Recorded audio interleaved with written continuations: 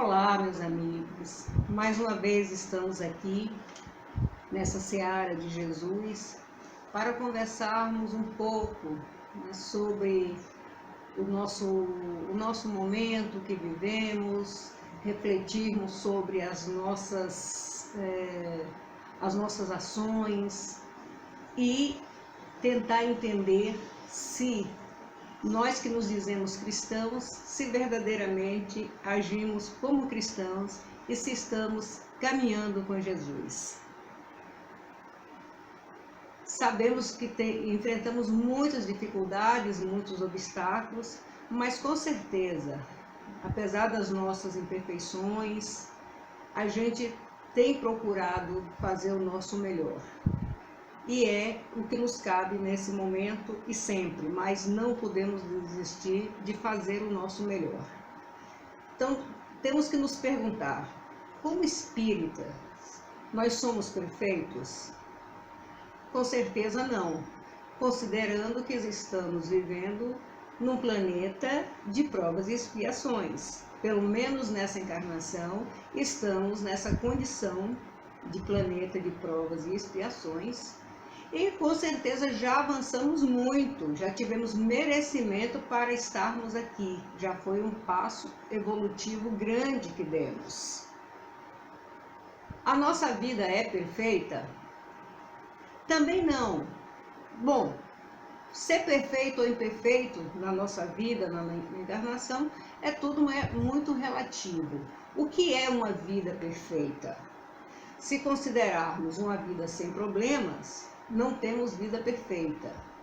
Mas se considerarmos uma vida com obstáculos, com muitos desafios, com inseguranças, com receios, com idas e vindas, é uma vida perfeitamente normal para a nossa condição evolutiva e para o planeta em que habitamos. Então, a perfeição dentro dessas dificuldades, de todos os problemas que, enquanto encarnados, enfrentamos, e nós vamos considerar uma vida perfeita se nós conseguirmos tirar de letra. Se a gente conseguir superar essas dificuldades o tempo todo. É só isso que esperamos, né? É isso que podemos fazer. Então, dentro das nossas limitações, dentro dessa imperfeição, podemos sim considerar que temos uma vida perfeita. Mas, do ponto de vista do nosso desejo, todas as dificuldades, todas as agruras da vida, a gente termina acreditando que não temos essa vida perfeita. E considerando todos os percalços da vida, todas as dificuldades, todos os problemas que temos que enfrentar, que são inerentes de pessoas na nossa condição evolutiva, no nosso patamar evolutivo, no nosso nível espiritual de evolução, então a gente precisa entender que vamos acertar. Acertamos muito, mas erramos muitas vezes também. Então, a gente não é só erro e só acerto. Então, às vezes a gente acerta e às vezes a gente erra. E muitas vezes a gente erra tentando acertar.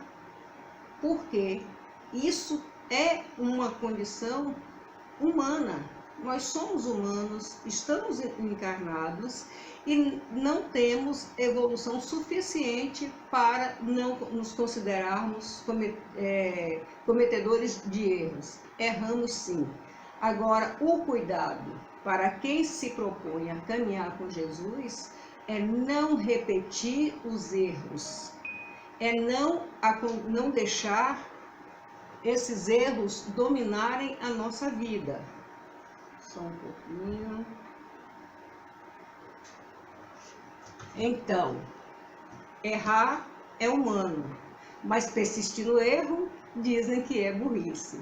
Então, quem se propõe a caminhar com Jesus tem que ter a responsabilidade de estar atento. O orar e vigiar é exatamente isso, você pensar antes de fazer e refletir nas consequências daquilo que você faz.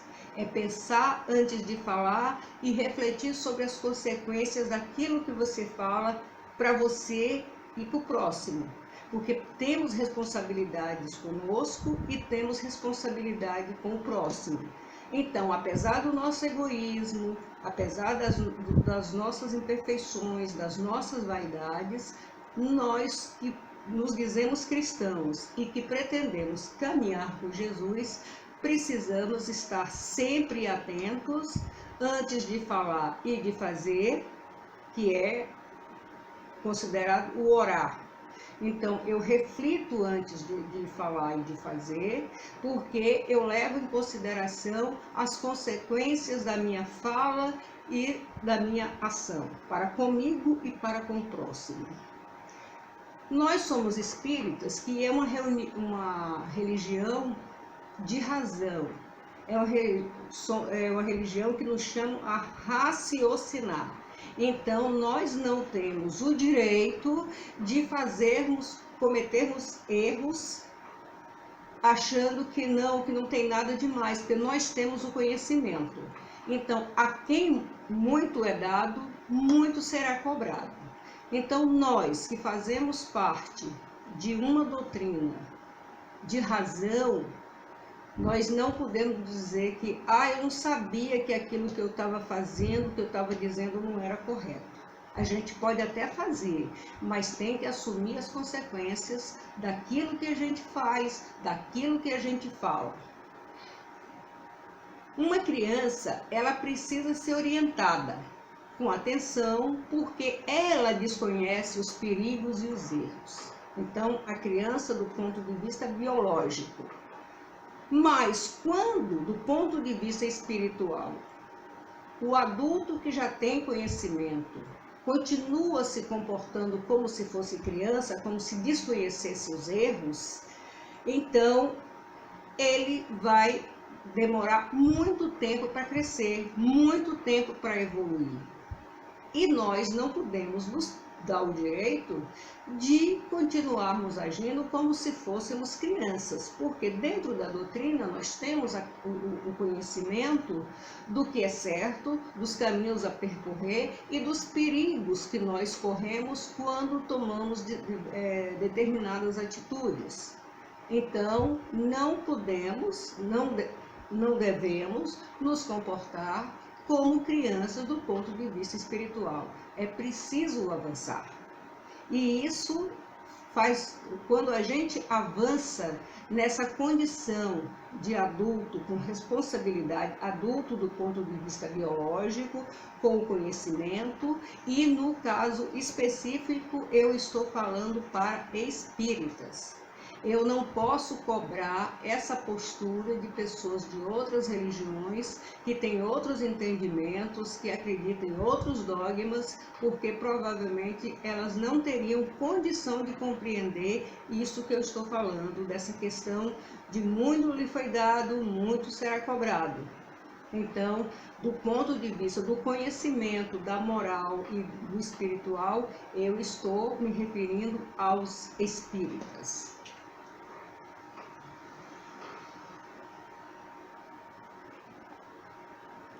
E os espíritas, os cristãos, aqueles que querem caminhar com Jesus, precisam trabalhar a culpa dos seus erros, as suas falhas, que a gente sabe e depois se arrepende e tenta consertar.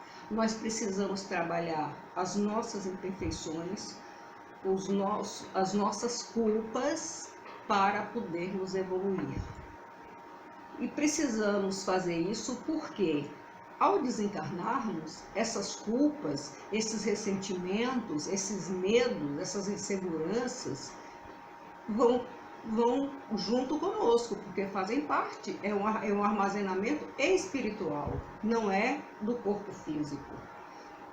Então, precisamos fazer esse trabalho permanente, depurar esses comportamentos, esses impulsos, né, que nós costumamos adotar para a nossa evolução, para que a gente possa ir para o outro plano mais leve, com capacidade de novos aprendizados, que possamos abraçar outras tarefas. E, como Paulo dizia, não faço o bem que eu quero, mas o mal que eu não quero, esse eu faço. É como se fazer o bem estivesse fora do nosso alcance, fosse muito difícil. Provavelmente isso ocorra porque fazer o bem, ser do bem, exige renúncia, exige mudança de comportamento, de postura. Ao passo que fazer o mal, você não tem responsabilidade com nada, você não se compromete com nada, então você simplesmente faz. Então, essa preocupação de o bem que eu quero eu não faço e o mal que eu não quero eu faço, a gente precisa trabalhar bastante isso. Mudar, virar essa chave, mudar esse comportamento, mudar esse conceito de atitudes.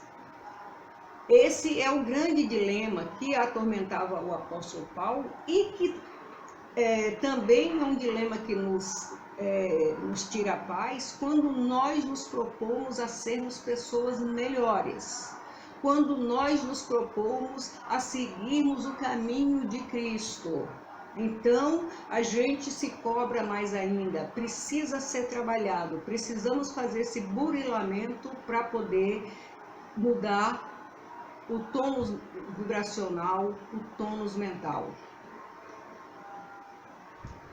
E sabemos que a não observação dos ensinamentos de Jesus irá atrasar a nossa evolução moral e espiritual.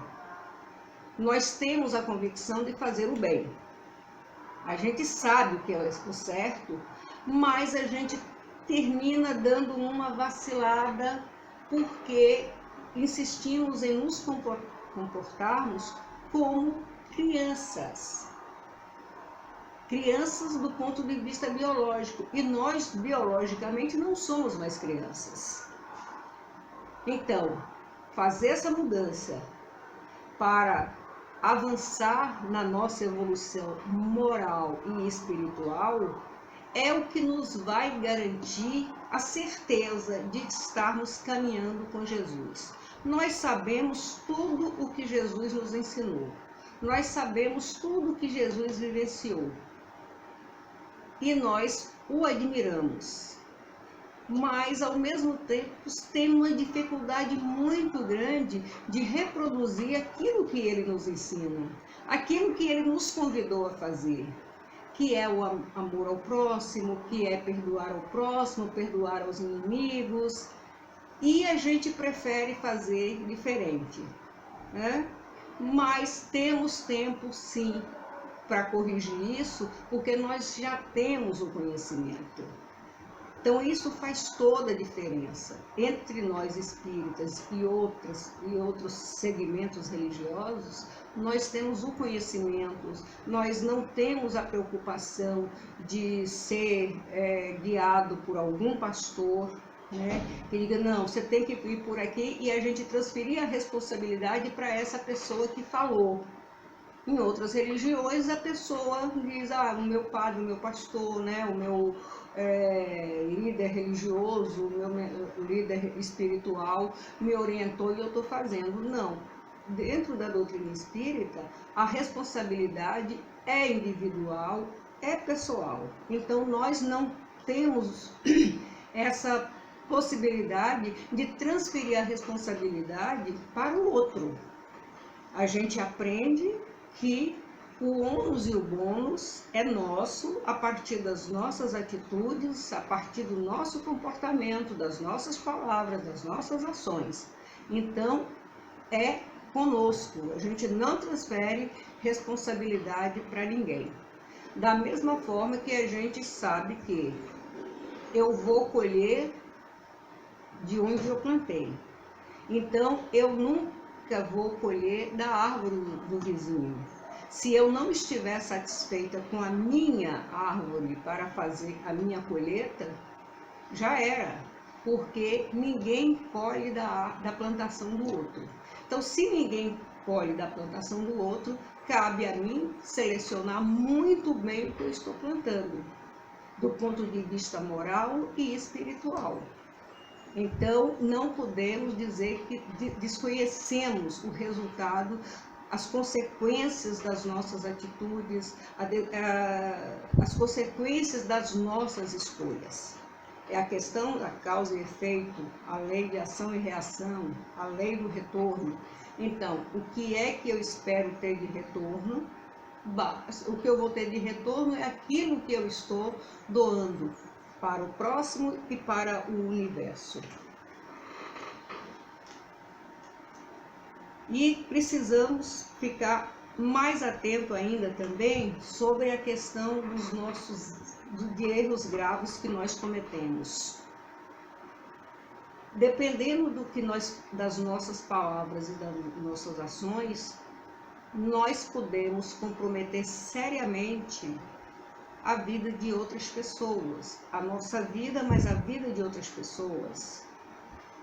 E isso pode ser tão sério que não tenha como se voltar atrás.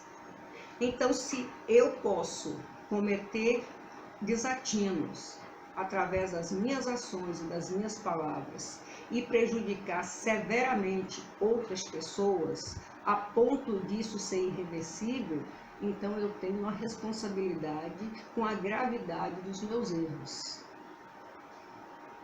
Por que não pensar antes de falar? Por que não pensar antes de agir?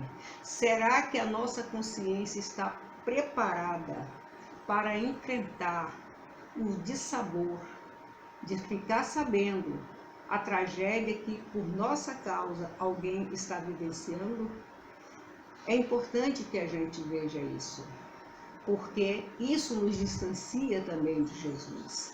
Infelizmente, hoje a gente vive num momento cada vez mais agressivo, as pessoas assim, muito confortáveis para destruir as outras, detonar. A história do cancelamento. Hoje se potencializou tudo através das redes sociais, então hoje o assassinato de reputações e o tal do cancelamento, que também é um assassinato de reputação, está dentro dessa preocupação que a gente precisa ter, de estarmos cometendo erros gravíssimos, destruindo pessoas, destruindo vidas de forma irreversível. São assassinatos e isso muitas vezes não dá para ser reparado. Então precisamos ter responsabilidade e refletir muito bem sobre a nossa vaidade, o grau de vaidade, de egoísmo que está nos movendo, que está nos alimentando a ponto de sermos inconsequentes, de sermos irresponsáveis e, consequentemente, nos distanciando do nosso objetivo, que era estar caminhando com Jesus. Jesus não assassinava reputações, Jesus não queria destruir ninguém, Jesus queria a paz, a união, o respeito, o perdão. Foi só o que ele ensinou na prática. Então, se eu cometo erros gravíssimos que podem destruir outras pessoas de forma irreversível, com certeza eu não estou caminhando com Jesus. Aí cometemos o erro. Quando a gente se dá conta da bobagem que fez, aí a gente pergunta, e agora? O que fazer? Ficar preso à culpa ou tentar se redimir? É preciso. Agora, para tentar se redimir de erros graves que cometemos, precisamos ter um desprendimento de espírito muito grande. Precisamos demonstrar grandeza moral e espiritual para tentar reparar os danos que cometemos contra os outros. E precisamos assumir, sim, a responsabilidade para tentar corrigir. Então, para não correr o risco de passar por esse dilema de cometer erro e agora vou ter que corrigir, é bem melhor a gente orar e vigiar para tomar decisões cada vez mais acertadas, mais tranquilas e sem consequências. Também não pode dizer que vai se redimir dizendo que nunca mais vai cometer aquele mesmo erro, porque dentro da nossa imperfeição e da nossa invigilância, a gente de repente cai em tentação e volta a cometer os mesmos desatinos. Então também precisamos ter cuidado com esse imediatismo de nunca mais eu vou fazer, porque de repente pode cair em tentação. Então o que precisamos é estarmos permanentemente vigilantes, permanentemente dispostos a nos burilarmos moral e espiritualmente para o nosso próprio bem e consequentemente para o bem do próximo. Também não podemos querer que o outro se comporte conosco, se comprometendo conosco, de forma que eles também não possam honrar.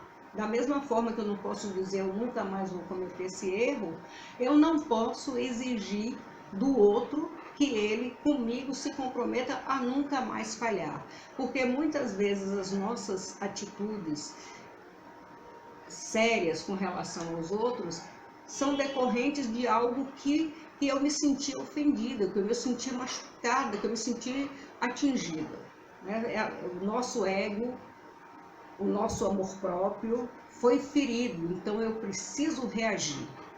Então, se eu tenho essa atitude de reagir, porque ainda estou naquele patamar evolutivo, que se ofende com o que é dito e com o que é feito pelo outro, então eu vou demorar muito tempo para poder me refazer, para poder crescer e também, por conta disso, não posso exigir de ninguém que tenha um comportamento exemplar comigo e que não erre, que a pessoa se comprometa, nunca mais eu vou errar com você, porque somos humanos e ainda estamos nessa invigilância e com esses sentimentos nada nobres que só fazem destruir a nossa existência. O orgulho é a grande chaga da humanidade. E é o que mais atrapalha o nosso processo evolutivo. Então, esse monstro que nos anima, que nos movimenta, que nos estimula, que nos angustia, é que precisa ser trabalhado. Precisamos enfraquecer esse monstro. Precisamos deixar que ele morra de inanição, sem darmos alimentos que façam esse orgulho crescer. Nós precisamos trabalhar para que ele esteja cada vez mais debilitado. Essa debilidade faz bem para a nossa vida, faz bem para o nosso espírito e ajuda a nossa moral a crescer. Então, o orgulho não é um dos melhores colaboradores do nosso crescimento moral e espiritual. Muito pelo contrário, é o grande entrave para o nosso crescimento evolutivo. Tem os orgulhosos de todos os tipos, por baixa autoestima, que age e pela baixa autoestima termina trabalhando para tentar diminuir o outro. Tenta atacar o outro, desqualificar o outro. Isto é uma coisa mesquinha, típica de quem é movido pelo orgulho. Os que se orgulham de serem mais ricos, mais inteligentes, mais bonitos, mais isso, mais aquilo, e acham que os outros precisam ser subjugados. E essas pessoas que por orgulho se sentem superiores, então precisamos analisar e responder por que nos sentimos, por que nos julgamos melhores que os outros. Na verdade, o melhor de nós e dos outros são as atitudes. O que importa, na verdade, é o caráter. Vemos a humanidade se digladiando, fazendo guerras o tempo todo por conta de se julgar superior aos outros, por conta de outros valores, os preconceitos, as intolerâncias, quando na verdade o que deveria prevalecer na humanidade seriam as atitudes, é o comportamento, é o caráter, e nada mais importa. Nada justifica tanta guerra, tanta desagregação, né? Mas infelizmente é assim que tem funcionado. Precisamos mudar o rumo das coisas. E outra coisa que precisamos muito repensar em nós é a questão de guardar mágoas. Quando alguém nos ofende, nós ainda estamos no estágio em que pessoas conseguem nos ofender. Então, nós precisamos romper com isso, essas mágoas por ações, por palavras, que a gente termina guardando isso, nos fere, nos machuca e pode durar horas, dias, meses, anos e vidas. Então, até que ponto vale a pena a gente guardar mágoas? Até que ponto vale a pena a gente sofrer e adoecer por algo que nos fizeram? Nós também magoamos os outros, de forma impensada ou de forma proposital. Então precisamos ultrapassar essa fase de nos ofendermos, de nos machucarmos, que a gente consiga chegar ao estágio de não ser atingido pela ofensa dos outros. E que a gente consiga ter força de vontade e determinação para nos libertarmos das mágoas. Precisamos testar a força da nossa fé. Qual o tamanho da nossa fé? Principalmente nos momentos difíceis. A nossa fé resiste momentos difíceis, adversidades, alguma palavra ou alguma ação mais agressiva, mais grosseira, a gente resiste a isso. Precisamos refletir e nos respondermos sobre isso. A gente precisa ver para crer ou a gente confia sinceramente? A gente acredita, a gente confia e isso é o que determina a nossa fé. Então precisamos saber se verdadeiramente a gente tem fé ou se a gente depende de outros recursos para poder acreditar. Tipo Tomé. Será que somos Tomé? Será que nos comportamos como o leproso que vai lá e acredita que Jesus pode fazer ele ficar curado? Ele simplesmente acreditava, ele foi e conseguiu fazer,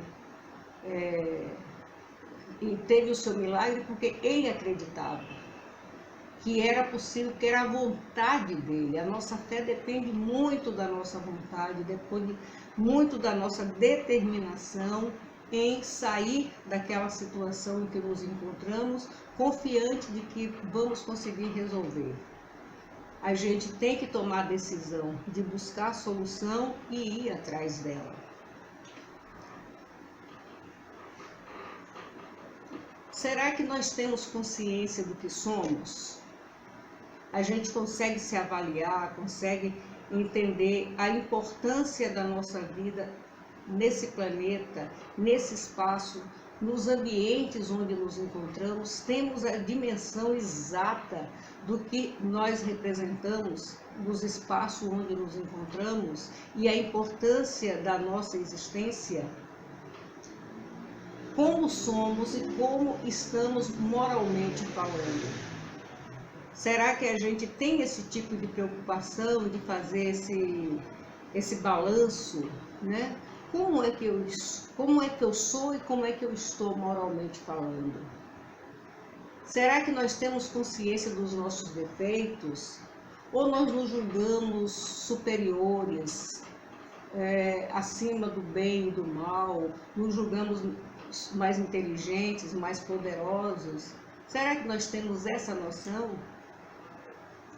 E para seguir verdadeiramente Jesus, já que o assunto hoje é caminhando com Jesus, para seguir Jesus, a gente tem aquela lição que foi dada por Jesus: todo aquele que quiser vir depois de mim, negue-se a si mesmo, pegue sua cruz e me segue.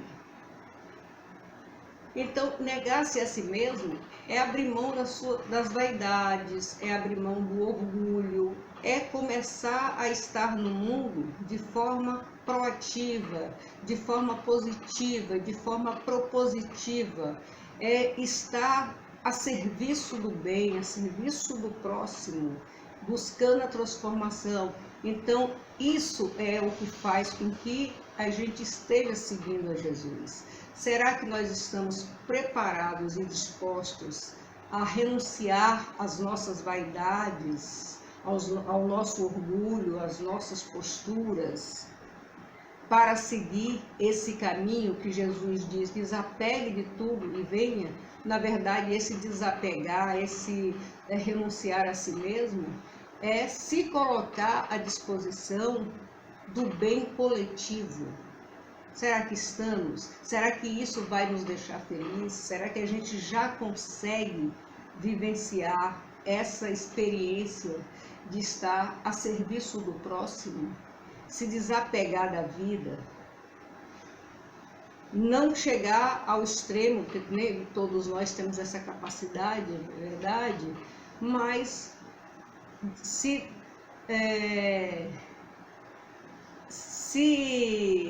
negar-se os seus desejos, abrir mão de tudo, praticamente da sua vida individual, como Irmã Dulce, Madre Teresa de Calcutá, Chico Xavier, Divaldo Franco e tantos outros que nós tivemos a honra de respirar o mesmo ar que ele, porque estiveram encarnados durante a nossa encarnação.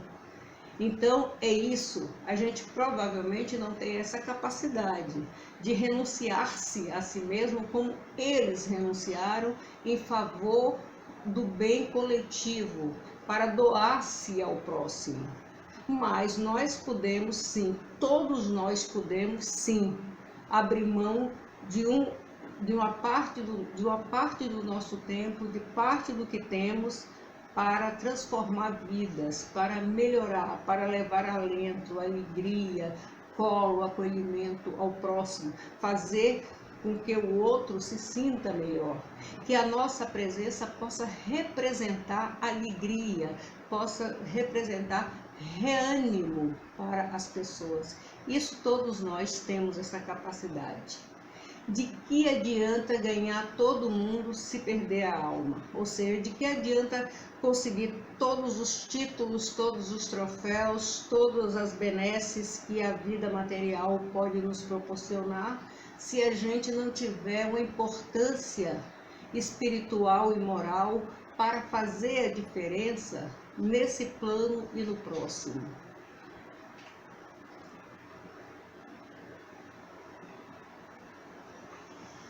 E para seguirmos a Jesus, para caminharmos com Jesus, ele deixa alguns ensinamentos e algumas regras para que a gente possa seguir.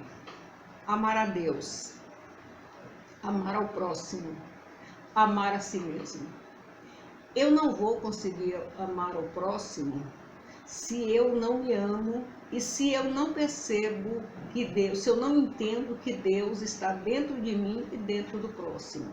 Então, a primeira coisa é amar-se, aceitar-se, reconhecer-se passível de erro, para que possa entender o próximo. E Deus está no próximo. Então, amando o próximo, você está treinando o amar a Deus.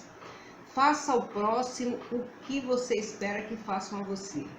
Então, todas as vezes que for que formos dizer algo ou fazermos algo, é importante que a gente reflita.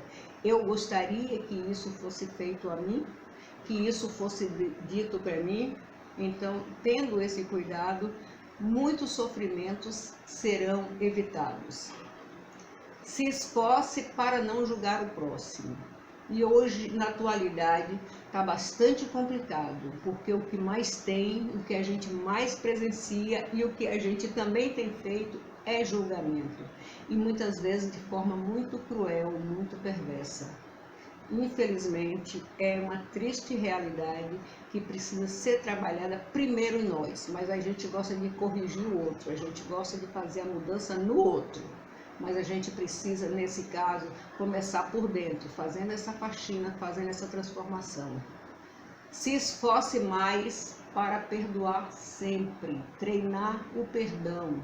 Vamos nos desapegar do nosso orgulho, da nossa vaidade, nos libertar do rancor, da mágoa, para que a gente possa perdoar sempre, de forma natural.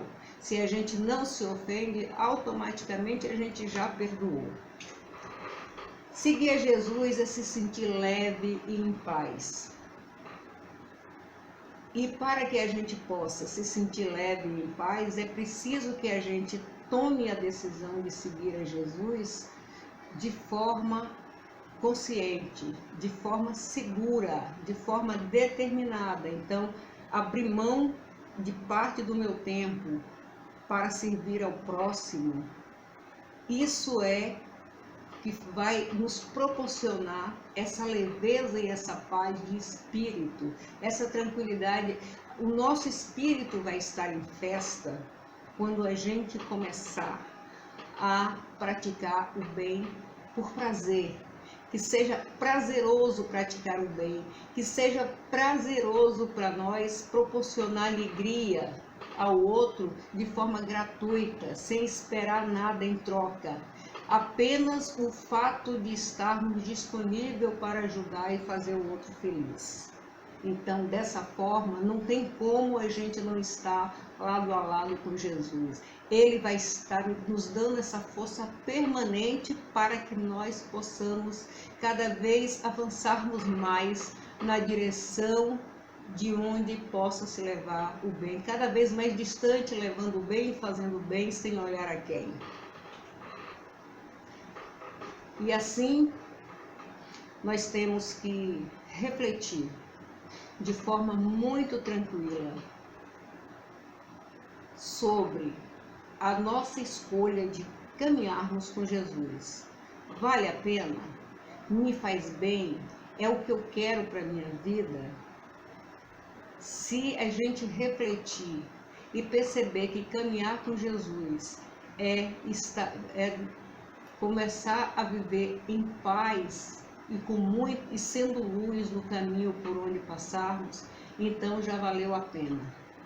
Então, meus irmãos, meus amigos, a minha mensagem aqui de finalização, mais uma vez agradecendo a oportunidade de estar com vocês, é a seguinte: todas as nossas justificativas para recusar o convite do Mestre Jesus são frutos do nosso egoísmo e da nossa própria ignorância. É chegada a hora de despertarmos para a verdade e definitivamente atendermos a esse divino chamado, que é o chamado de Jesus. Então Jesus nos chama a todo momento e está na hora da gente abrir a porta do coração, nos libertarmos de tudo aquilo que nos impede de caminhar com Jesus e seguirmos com Ele, porque Jesus nos aguarda. Muita paz, que Jesus nos abençoe e proteja sempre.